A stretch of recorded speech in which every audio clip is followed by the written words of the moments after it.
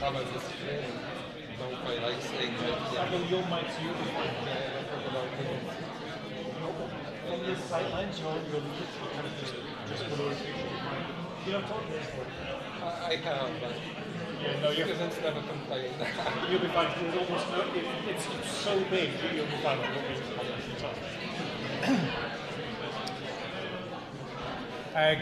Good evening, everyone. So, good evening, everyone. Thank you very much for being here this evening. It's my pleasure to welcome you to the inaugural lecture of Professor Radu Calinescu. Universities are they're interesting, aren't they? Because they're essentially a collective endeavour. We succeed together as a community, but that collective endeavour is built upon the individual endeavour and the efforts of our researchers, our teachers, our support staff, and so on. And it's really great to be able to come together as a community this evening, having followed on from a really great research afternoon for those of you who are here. But it's lovely to come again, a slightly different audience, to celebrate again as a community the research endeavours of the university, as represented by the individual endeavour and success of Radu. For me, I think he embodies that sort of combination of the community and the individual, because from a sort of early on in his academic career, Radu was already very clearly destined for great things, winning the best computer dissertation, BCS best dissertation for his PhD thesis from Oxford in 1998. And so that was really just the start of it. He then went on to work in a spin-off company, not of his own making, but as an employee, and where most of us, by the time we would come to the end of it, would be worrying about where the coffee machine and how it actually works, and just finally cracked it. When the time Radu had left, he'd written another paper based on some of his technical work in that company, and won a Best Paper Prize for that as well.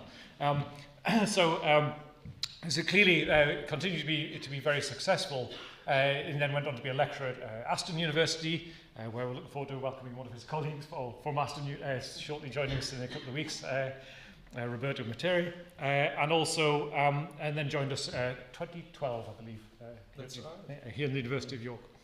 And in that time, he's continued to be very successful, probably sort of with his most recent major success in securing the Trustworthy Autonomous Systems Resilience Node, where he's the principal investigator of that. Obviously, it's not a solo effort, it's a very large project across multiple institutions, but it's Radu's leadership that's really brought that together, which is a source of great pride. But I'll leave him to talk a little bit more about his research, of course, in this part of this talk. But the other aspect of Radu's academic life is indeed that sense of university community and collective. He's a hugely warm, supportive colleague to all of us.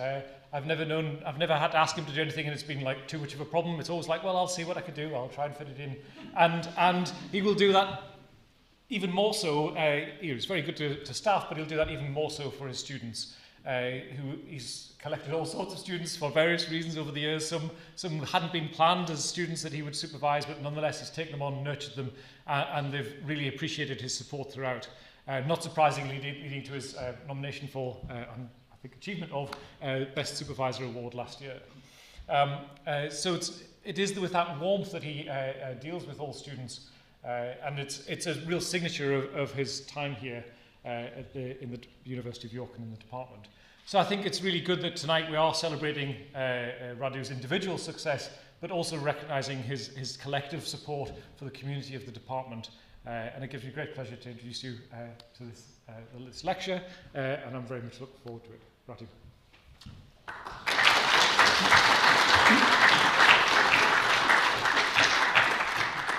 Right, thank you very much, Paul, for the kind introduction. Thank you, everyone, for so resiliently still being here after such a long and busy day. So I started to prepare this lecture by looking at slides from some of my initial research presentations, which were almost 3 decades ago. And some of them look like this. So they were slides full of computer code and diagrams and lots of theory. And looking maybe 1 decade beyond this, they didn't look much different, right? So they were more colorful, you can see that. The diagrams started to be higher level. They already showed signs of trying to automate processes and activities, primarily to do with software engineering, a little bit beyond that. But these slides could not be more different from the slides that I'm using today to introduce the work of my research team and myself, which look more like this, right? So I'm starting to introduce our work as a team by referring to a number of projects. Projects to do with the use of robotics in assisted living, where assisted living robot will help people with mild cognitive or physical impairments with the task of preparing a simple meal, such as boiling pasta. Very simple, but it is a start. We are looking at projects or working on new funded projects in which AI systems, robotics will be helping, that's what we hope, with the A&E triage of patients. So as patients come into A&E, they would be helped to access the space by these robots, hopefully into the future. And the AI solution associated with the robot will hopefully help with the initial triage subject to confirmation by a medic. This hopefully will contribute to reducing A&E times because the queues are particularly long at the moment. We are also working on other projects looking at how autonomous systems could potentially support young disabled people. And disabilities vary a lot, so we want to work with these people to understand their needs on another project. Yet more projects in this area. We are looking at the safe use of collaborative robots in industry, in manufacturing, trying to see how they can safely work alongside the trained human operators. We are looking at using AI solutions in monitoring the drivers of semi-autonomous cars. So when the self-driving car exits its operational design domain, control can be returned to the human driver in such a way that the human still has sufficient situational awareness to resume control and the driving task. And we even hope to make a small contribution to this large international effort of delivering the first nuclear fusion power station that would produce energy as opposed to just consuming energy and producing less. Right? So hopefully we'll have a small role in that with our project, looking at the use of multi-robot systems for the maintenance of the nuclear fusion infrastructure. And it is really from all of these individual projects that we started to generalize, come up with patterns, and the project that Paul mentioned a bit earlier, this trustworthy autonomous systems node in resilience came out, and here we are looking at developing more generic methods that could be applied across the entire spectrum, hopefully, of autonomous systems.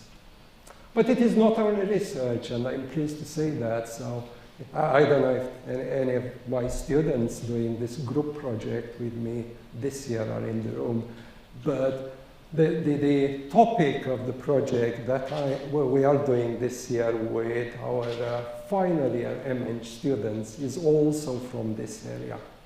They will be looking, well, they are looking, they submitted the reports midday today, so we need to mark them. That they have been looking at the use of swarms of drones to carry out the maintenance of in an imaginary solution, if you want, of this Hornsey 1 offshore wind farm. And if people do not know, this is just off the coast of Yorkshire, and it is the largest in the world. It produces energy for 1 million homes. I wish it were more or better advertised in the news and so on, because not many people that I've come across know about it. So what is happening here?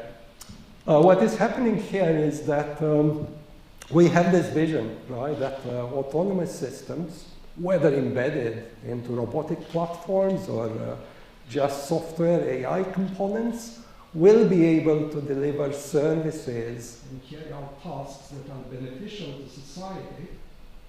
And at the same time, humans prefer not to do them because they are harmful, or they are tedious, or they are just too costly. You cannot allocate sufficiently many human operators to carry out those tasks. So this is the vision, and surely autonomous systems should be capable of that achievement, right? We have these many robots that have lots of degrees of freedom.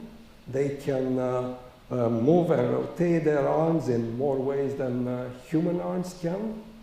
We have these fantastically fast computers that surpass human calculation abilities. We have lots of successes in machine learning pretty much every single day. There is a news article about yet another application in which machine learning and AI surpasses humans. Of course, we know that's not the case, right? We don't have robots roaming around helping us with tasks that we dislike and doing the tasks that are dangerous for us. That simply doesn't happen. And the reason for that is because the world is so complex. The world is full of uncertainty, and the world is full of disruption. And resilience is really about coping with uncertainty and disruption. So I'll be talking about these two topics quite a lot in the remaining of this lecture. It's easy to forget this simple thing because humans are simply so good at dealing with uncertainty and disruption in ways that are oblivious to us. We just take everything that's thrown at us, deal with it, and move on. But this is not the same for autonomous systems, right? So I'm going to look first at challenges associated with the mitigation of uncertainty. And I would like to give a few examples so I make sure that everyone knows what uncertainty is about. And I shall give examples from the driving domain, right? Many people, most people are familiar with driving. So these are some questions that appear, or this is the first question that appears in the theory driving test, if you take your theory driving test in the UK, right? When can you park on the right-hand side of a road at night? And here's another question of the same nature. If a traffic agent is in front of your car and they display this sign, what do you need to do, right? If you are among the drivers who are not entirely certain which of these are the correct answers, then you suffer from epistemic uncertainty. Here's another one, right? If your signaling, if your car signaling no longer functions, how do you signal when you want to turn left, right? Again, an element of epistemic uncertainty. So this is uncertainty related to having insufficient knowledge. It's nice to see people around the lecture theater trying to move their hand to indicate that these signs might be given. Right, so this is epistemic uncertainty because we can open the highway code, look at the information, and the uncertainty is gone. Right, so it's in a way a nice kind of uncertainty. But I guess what I want to point out here is that humans are very good at dealing with this to the extent that we, as society, admit that people don't need to know the answers to these questions, and they are still given the driving license. They can drive if they answer correctly 43 of 50 questions in the theory driving test. So that's how good humans are. Now, if you look at autonomous systems, and a self-driving car would have this kind of problem. So self-driving cars don't suffer from epistemic uncertainty. We can give them the entire highway code and encode all the rules of the road, where they can park, what these signals mean. But they have problems with identifying these signals. They have problems with identifying traffic signs. Much smaller than humans, right? So a self-driving car, if a traffic sign like this 30 miles per hour is in bright light, would still maybe 99% of the time classify it correctly. Well, there is a tiny fraction of times where it might get it wrong. Even smaller fraction of time where, I don't know, just any sign can be. But, right, you agree, much better than humans. And still, this is not sufficient. I would certainly don't voluntarily embark onto a car driving me around, but this was discussed earlier this afternoon as well. So, what do we do with uncertainty? Well, uncertainty is typically handled through probabilistic reasoning. When you have uncertainty, you need to model the uncertainty in probabilistic ways, and that will allow you to carry out reasoning and to make decisions. And again, as society, we came to the conclusion that this is so important that every single child that goes into secondary school in the UK studies this for GCSEs, right? So this is a practice question that the BBC offers for those children who are doing GCSEs this week, next week, right, in the UK. So every single child will need to know something about probabilistic reasoning. And this is a simple example where you pick colored counters from a box and from a bag, and the question is, well, what is the probability you end up with 2 red counters, right? Now, I have to confess something. When students start doing a PhD with me, they work on something similar. So this is how BBC tried to solve the problem by using 3 diagrams, and then the probability of getting 2 red counters is composed by multiplying those probabilities. Now, you cannot get your PhD doing GCSE level questions. So we changed the terminology, right? We no longer call this 3 diagrams. I mean, that's not sufficiently an academic name. We call them discrete time Markov chains, and these little vertices, right, in the diagram are now becoming states, and the lines between them are state transitions. And we might annotate states with numbers that represent some rewards or costs that are incurred if those transitions are taken. Maybe there is a cost of 3 if you go to a red state, and the cost of 2 if you go to a blue state. And you can then analyze the cost to end up in the final position. And you know, even this variant is quite simple. We can analyze it mentally, right? It's not too difficult mathematics, but it becomes much more complex, or it really justifies getting a PhD, I think, because the systems are much larger. So if you think of it, instead of these selection of counters from bags and boxes, we are thinking of robots that may take one path or another. These numbers would be maybe the level of radiation that the robot would be exposed to if it takes one path or the other, and so on.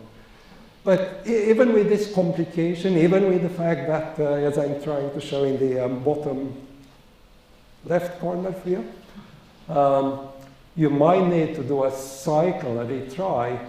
This can still be solved if you are eager enough using pencil and paper.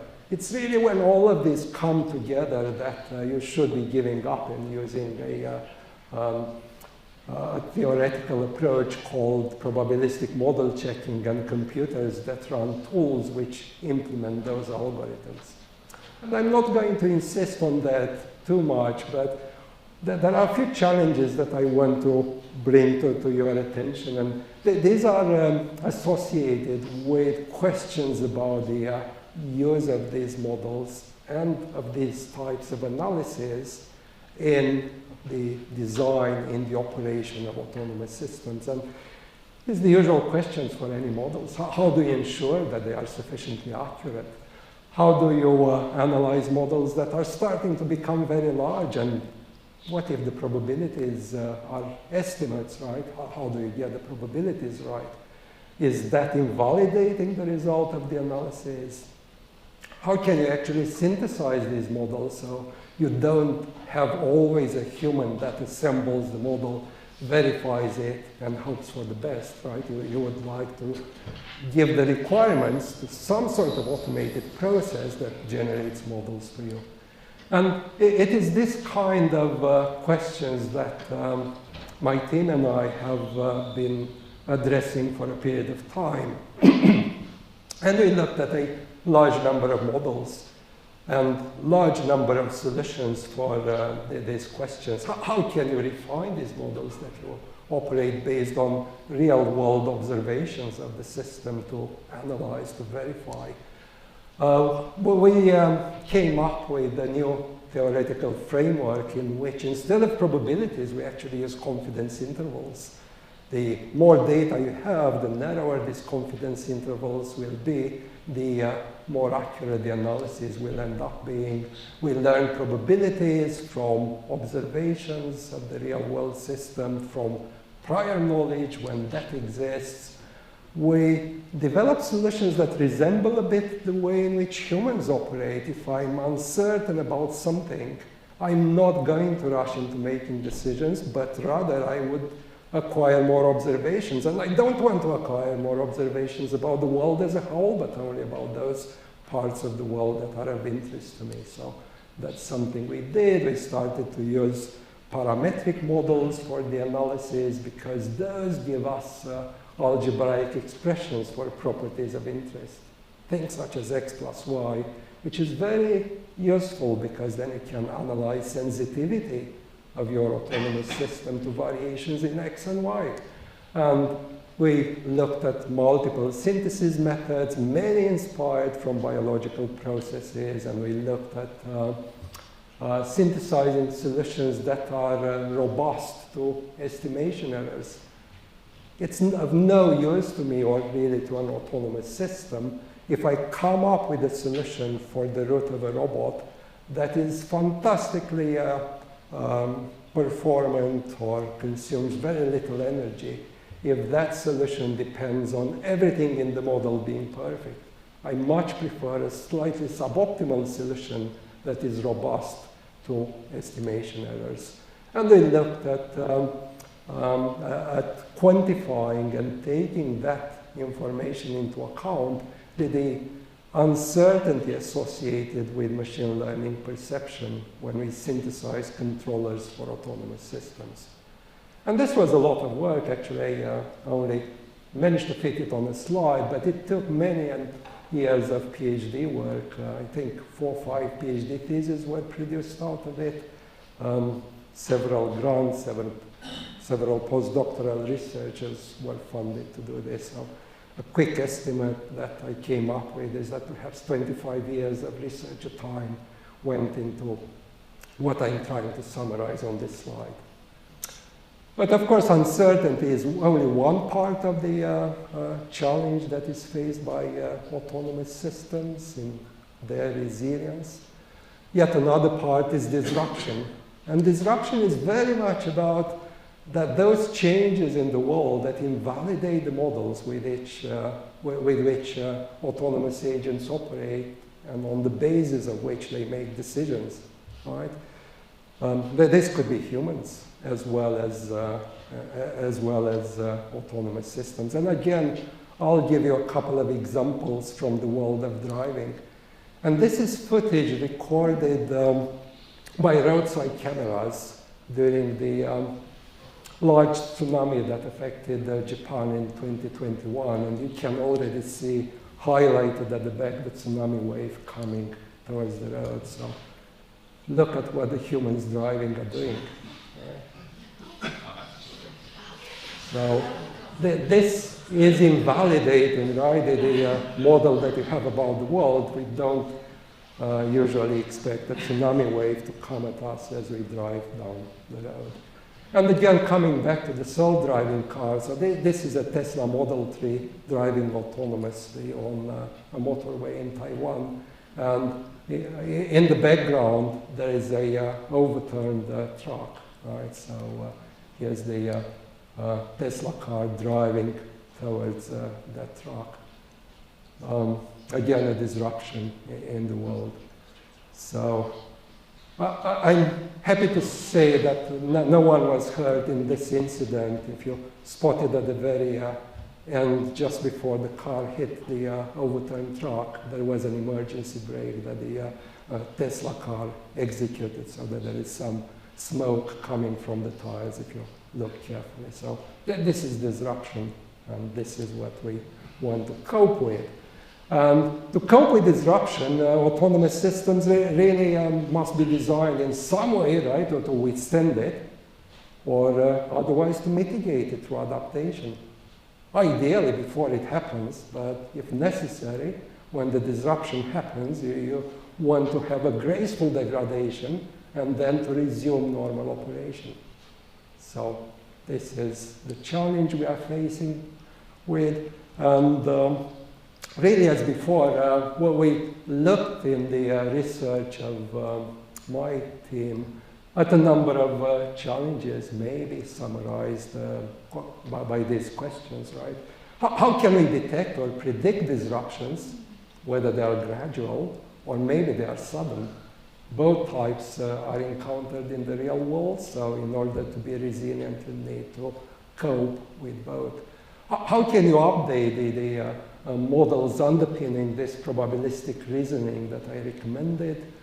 How to reanalyze the models once you updated them? You might not have much time, right? There wasn't much time for that Tesla car driving down the road to make complex calculations and carry out analysis of what-if scenarios. How can you adapt by repairing whatever plans you had, because now the models that you worked with are no longer valid? And all of these are difficult questions, and again, we came up with a number of solutions over a period of time. We developed techniques for online learning, again, using prior knowledge, using runtime observations this time. We developed techniques for change point detection. These are particularly important because if your flying device starts to consume twice as much energy at some point in time and you don't detect it immediately, you want to know when it started to consume twice the energy, right? Because that will influence how long you have until the battery runs flat. So change point detection is not only about identifying the presence of a disruption, but also the point in the past when the disruption happened. Very important. We looked at carrying out the analysis that we recommend for such circumstances at runtime. And that is very challenging because the types of analysis that can guarantee properties of autonomous systems is very costly. But we develop techniques that can do it incrementally, can do it in a decentralized manner, such that each component carries out analysis of its individual properties, and then the result is combined in some clever way. We use parametric model checking again. We came up with fast synthesis methods that exploit prior knowledge, that carry out look ahead. As a human, when you adapt to these disruptions, you try to have plans at the back of your mind, even if you see a car just slowing down in front of yours, right? So similar look ahead is possible for autonomous systems. And we looked at dynamic assurance, piecing together all parts of evidence to assure ourselves, to assure the regulators, certification bodies of these systems, that the systems are suited for their purpose. And again, this required quite a lot of work, and have a look at some of these papers, many of which actually overlap with the work that we did on uncertainty mitigation. Now, I have to say that this is, I mentioned uncertainty, right, and disruption, but these are really only part of the story because we actually have a much bigger challenge. And, you know, in the words of the American jurist Ruth Bader Ginsburg, The main problem is that when contemplated in its extreme, right, almost any power looks dangerous, and this is particularly true about autonomous systems. If indeed we want to confidently travel using self-driving cars, if we want to delegate safety-critical tasks to autonomous robots. Now, I don't really have many solutions for this, but this is so important that we actually do not wait until children start school, right, before we teach them about this. And what we do is typically we warn them, and my wife and I taught our kids about this when they were about this sort of age, maybe even a bit younger, but this is the photo that got approved by the children, so I'm using this one. And we did this through stories, right? Well, what else can you do at this age? And this story, The Fish Who Could Wish, was a particular favorite of ours. And this is a very nice story, right, about a fish who lives in the ocean. Some people may know the story. And it has this ability to wish things, and the things just come true, right? And the story is very nice and entertaining, and tells about how the fish wishes to ski under the sea, and then it snows under the sea and builds castles and whatnot. But like in any story, that there is a turning point, and the problem here is that one day, right, the fish has this very silly wish, and what the fish wishes is to be like the other fish. But of course, the other fish cannot wish, right? So that is the end of the story. And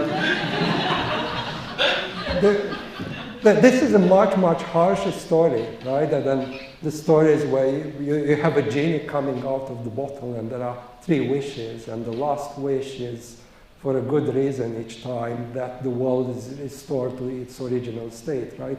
This is a harsher lesson to teach your children, because the world is in a worse state at the end. So what do we do about this? Well, maybe I should transpose it to the world of autonomous systems, and I'm only going to give this simple example of a benevolent robot, let's say, that is given the task of ensuring that the patients shall take their medicine between 8 and 9:30 a.m. in the morning. I will not come up with scenarios of what that might lead to. I'm sure everyone can use their imagination, but certainly not very good things. So what we need is actually not just technical resilience, we need socio-technical resilience. We need these systems to take into account in their adaptation, to keep achieving their functional objectives in the presence of uncertainty, in the presence of disruption. We need these systems to be aware and to take into account the social, legal, ethical, empathetic, and cultural norms that humans have. If we can get them to do that, then we will be a long way down the road of trusting these systems, right? There are significant challenges associated with this, one of which is, well, what is actually the relationship between technological trustworthiness, between these slick rules and norms, and resilience? How do you obtain those rules and norms?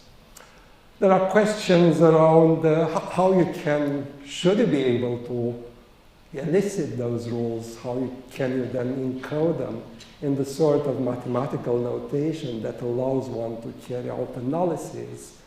And that should be, in a way, appealing to the practitioners working in the field of autonomous systems. How do you then map this notation to mathematical models to allow you to carry out reasoning if you are the developer or the operator of the systems? Or maybe more adventurously, if you want, how do you give these rules to the systems themselves, to the agents to use during deployment? How can you use these models to even synthesize and repair and optimize plans for the autonomous agency. So they operate in a way that is compliant with these slick rules and norms, but also ensures self-adaptation and graceful degradation and all those nice properties that I mentioned a bit earlier. And we are only started on this part of the work, but what we came up with after significant effort involving a multidisciplinary team of researchers with people coming from philosophy, from the law school, from computer science, robotics, is this process that aims to bridge the gap between the normative principles and the actual operational practice by considering what autonomous agents are capable of. Right? Because you see a lot of effort internationally on developing these standards that keep maybe developing the Asimov laws of robotics, that autonomous systems should be allowing humans to maintain, to preserve autonomy. They should be beneficial. They should be transparent in the decisions they make. But what do these things mean when you develop a specific autonomous agent for a specific application? So this is the work that with which we respond to that. And what we end up is rules that comprise, so this is an example for driving again, typically a STEM rule, maybe telling you what you ought to be doing if you are driving or the self-driving car is moving along the road and there is a solid white line, you must not straddle it, but you are allowed, right? That's a defeater of the STEM rule to do so if you can safely turn and there is a need for that turn. But that doesn't cover this situation, right? That doesn't say so. Should we have a rule if a tsunami wave comes to you? That's another defeater, but then there is another and another. And Alan Turing came up with this conclusion, not very recently, but it's entirely valid today, right? It is not possible to capture the rules describing what an individual should be doing in every conceivable set of circumstances. So this is giving us quite some thought. I think I prefer to answer at the end, if that's okay. Can you keep just that? One very brief thing. It's not just the conceivable circumstances that matter. Thank you. Indeed. So returning to my list of questions, we are also moving towards taking these rules developed by the process on the left or elicited throughout the application of the process on the left and trying to use them to inform the process for the development of the autonomous system.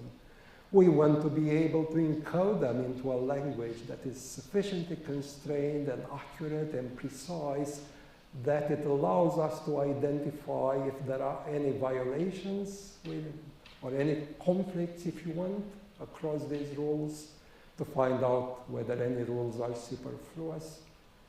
We want to use the rules to verify, actually, if a given autonomous system or design of an autonomous system is satisfying those rules and potentially to take them into the runtime and to continue this verification. Ideally, we would want in the medium term to develop techniques that can synthesize slick by construction autonomous agents.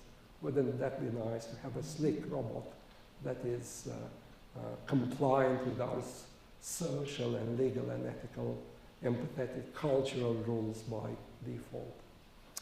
Right, so there's a lot of work involved in here, and again, many years of research are still needed. But where are we now? Well, we are at a stage where we would like, right, the vision is up here, where we want to be close to human levels of resilience, but the reality is further down, so how do we combine the two? How do we get those to agree? And really the solutions that what we are coming up with at the moment is to try to reduce what we ask of these systems, try to come up with compromises to the vision, because vision is not necessarily something you achieve, and make that possible. And here are just some ways in which this agreement can be achieved. You can reduce the functionality that you expect these systems to provide. You can reduce the operational design domain, the context, the environment in which this reduced functionality can be provided. Maybe that will mean keeping a human in the loop, right? Would help the autonomous agent occasionally. You may be willing to accept some level of risk. So if you do that, then the reality could satisfy that constraint variant of the vision. And I think I'm accurate to say that we are at the stage where some of the applications that can be developed using the current reality do become useful in healthcare, in assisted care, in assisted driving, and so on.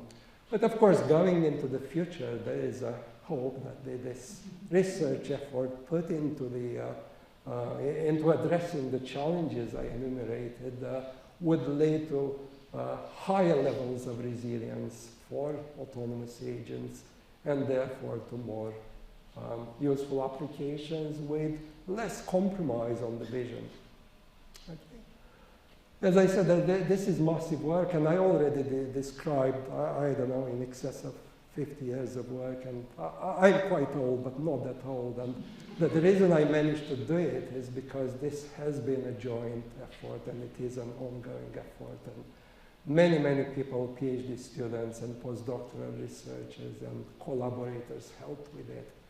And I think one of the achievements of the research team has been not only having all these collaborations, but the way in which PhD students over time became postdoctoral researchers and then academics, whether at this university or elsewhere. I want also to say a particular thank you to the team of the Trustworthy Autonomous Systems Node in Resilience. I'm really privileged to work with such a fantastic team and to learn about methods and techniques coming from other disciplines, and to have fun trying to understand the differences between the way in which we interpret the same terminology. And I see people are impressed. I'll mention quickly for advertising that we have 8 fantastic 3.5 years PhD studentships to extend this team and to continue to work with us on improving the resilience of autonomous systems. So do consider applying. These are very much interdisciplinary or multidisciplinary, in some cases, projects at the boundary between computer science and mathematics and philosophy and law and robotics, psychology as well. So do apply. So I'll stop here, but I want to end with a few takeaways. And I want to start with the good part. I hope I convinced you that there has been good progress. We are starting to see things being delivered that do help in real-world applications, or at least provide hope that we will be getting there and achieving some of the aspects of the vision.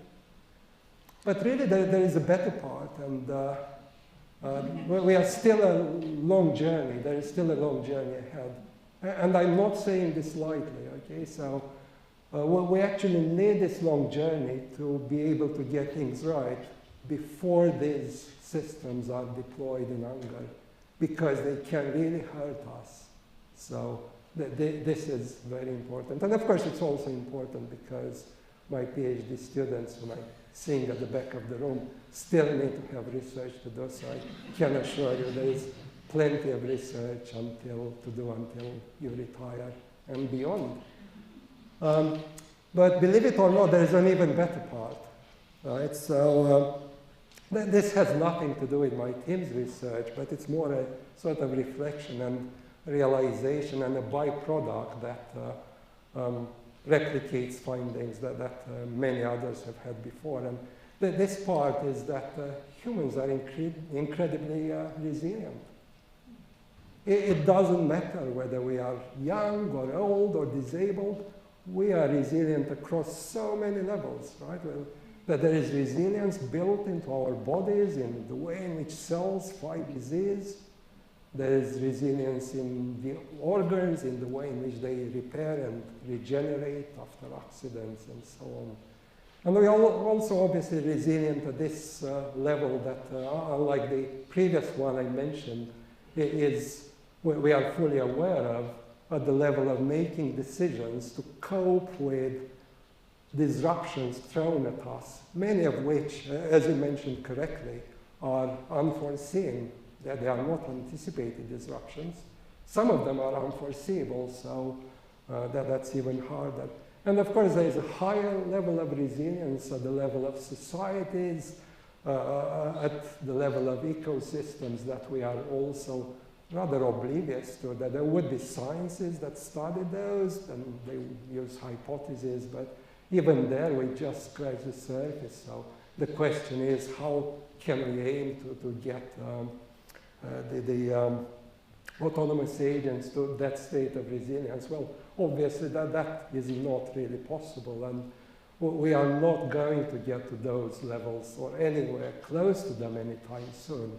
That is impossible, but I think we can take some sort of reassurance in Nelson Mandela's words that said once that, it always seems impossible until it's done. So I shall stop here, and if you have questions, I will answer them if I can. If not, I'll add them to my list of questions that you saw earlier. And thank you very much for attending.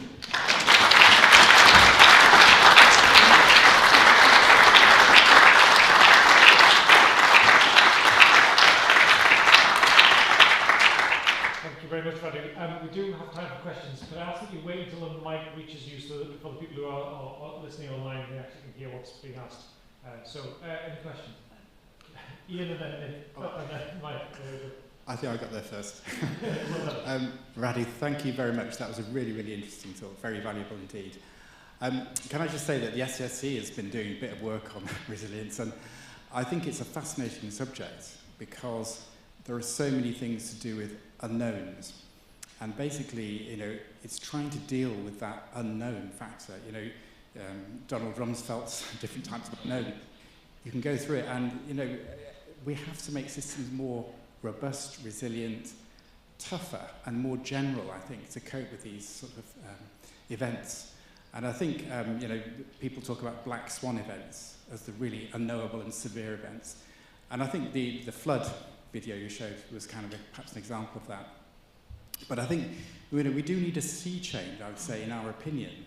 We can't just engineer a system to be just good enough. It has to be much better than that, much more robust than that. Any thoughts on that? All right, I thought you were helping me rather than asking this difficult question.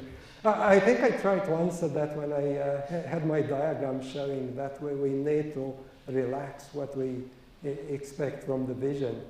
But in terms of moving forward, yes, I'm aware of work starting to be done on anti-fragility, for instance, right? Talking of black swans. But I think there is still a lot that can be done to deal with day-to-day events.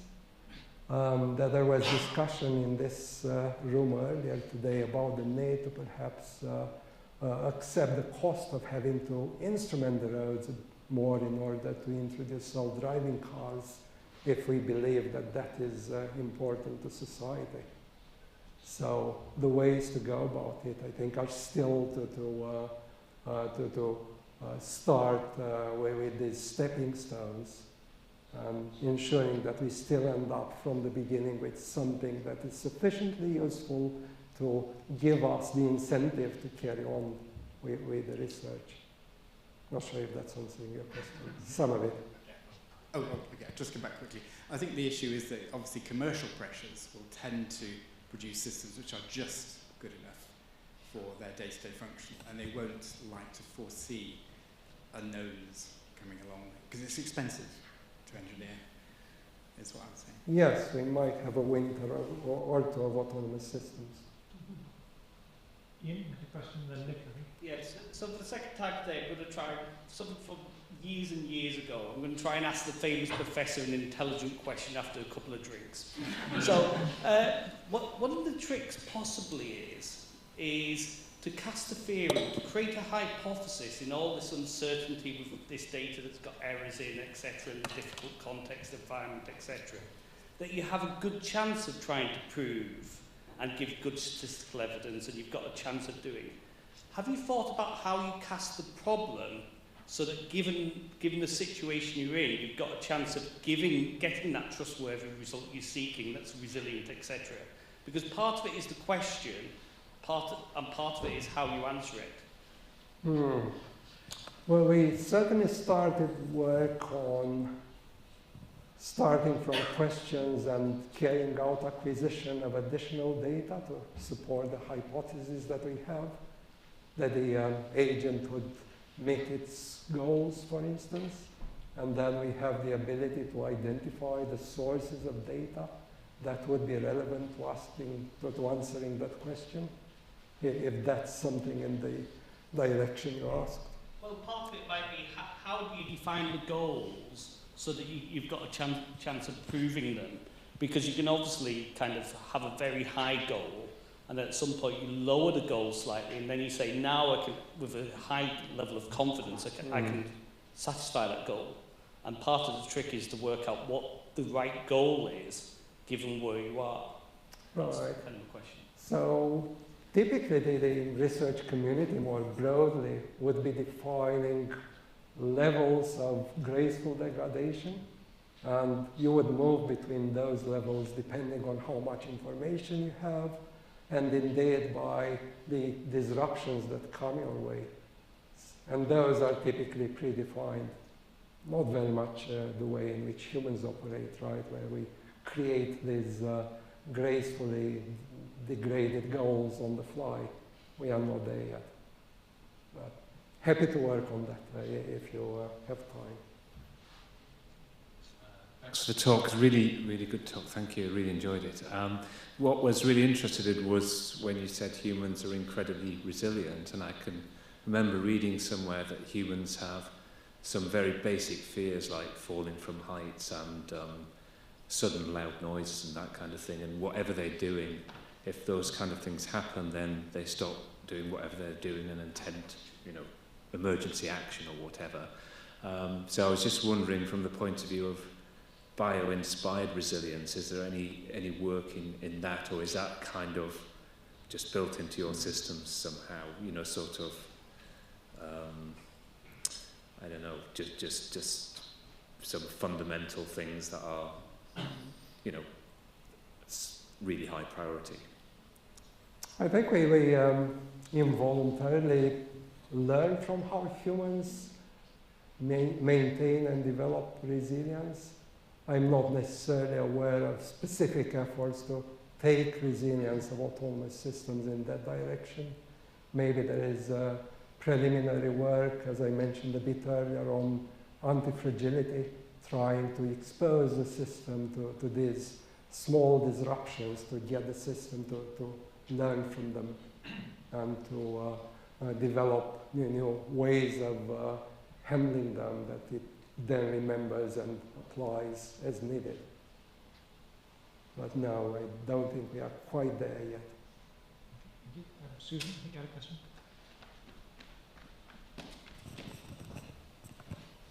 Thanks, really enjoyed that. It was great. One sort of resilience is also resilience against sort of adversarial attacks. I remember reading something somewhere about a kind of a trolley problem example where the car was kind of programmed to go for the minimum number of people to have, so one person on the pavement, 5 people in the road, it would mount the pavement to avoid the people. And so what you do is you get a gang of 5 people to run in front of the car in order to murder the person on the pavement. Are those kinds of things actually addressable by your model as well? So it's resilient to people actually attacking its rules in order to do nasty things. Yes, that's why we are well aware that this research, it's carried out by teams that sort of work on complementary projects to ours, but they do use similar models for the probabilistic reasoning underpinning their decisions.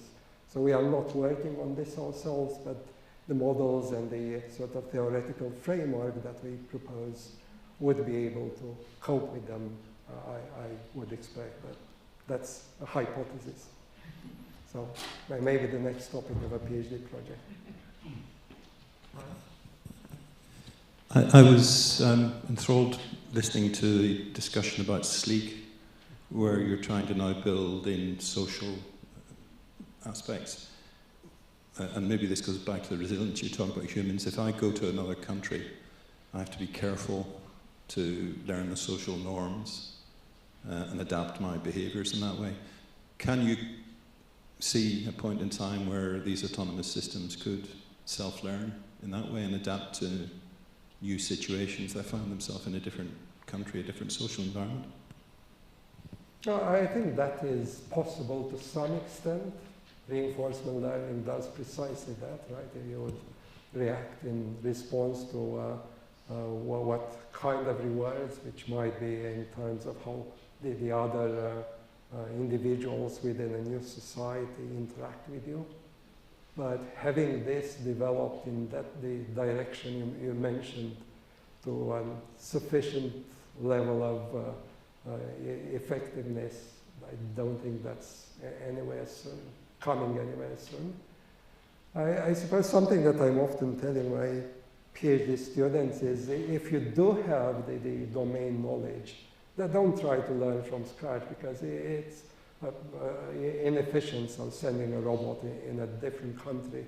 If you know the rules of the country, I think you can tell them to the robot.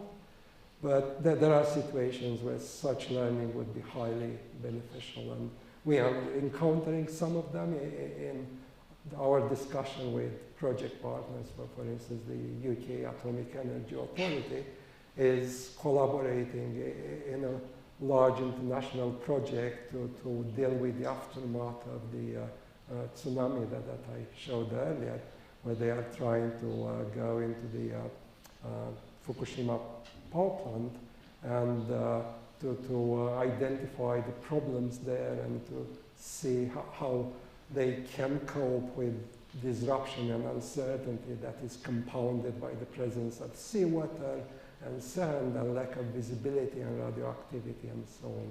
So there it would be really valuable if the robots could learn. But again, we are not there yet. We plan to work with these people to try to move forward the science to be able to achieve this sort of solution. Colin? Thanks, Radu. As computer scientists, we like to have nicely defined rules, and in this case, we like to have somebody else come up with them, so we can't be blamed. But how much is it our responsibility to educate people who aren't aware of the possible implications of autonomous systems into what their rules might lead to? Is it our responsibility? I suppose that will come in there as a byproduct of the work that we are doing to assemble these rules through asking the stakeholders of the systems. And indeed, what if scenarios can be automatically generated to explore some of the possible outcomes, and in that way to incrementally improve the rules over time. I think this is what you primarily wanted to ask, right? Yeah. Mm. Thank you. Any other questions? Yeah,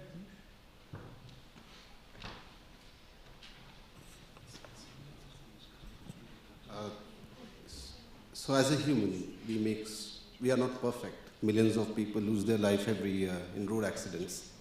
So is it right to expect from some technology to be better than that? And if there is any tolerance, like what is acceptable and what is not? I think that drives very much which technologies we will be adopting. We want them to be significantly better than humans. But would there be only one technology, or we are using a combination of technology, like cameras, sonar, lidars?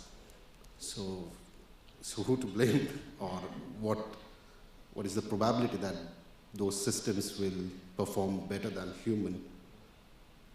I think discussed a bit earlier that we are nowhere near that stage, but in controlled environments we could potentially indeed achieve performance levels and safety levels that surpass those of humans. Again, where we are starting rather modest, but that seems the wisest way to go, right? And grow from there.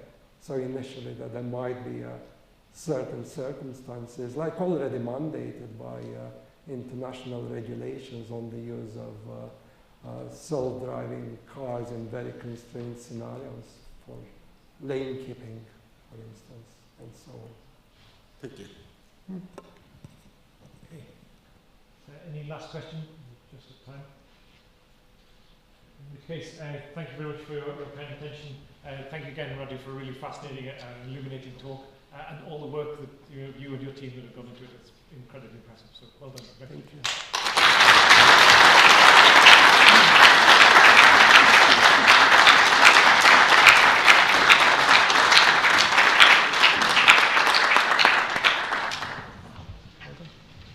Hope the timing was about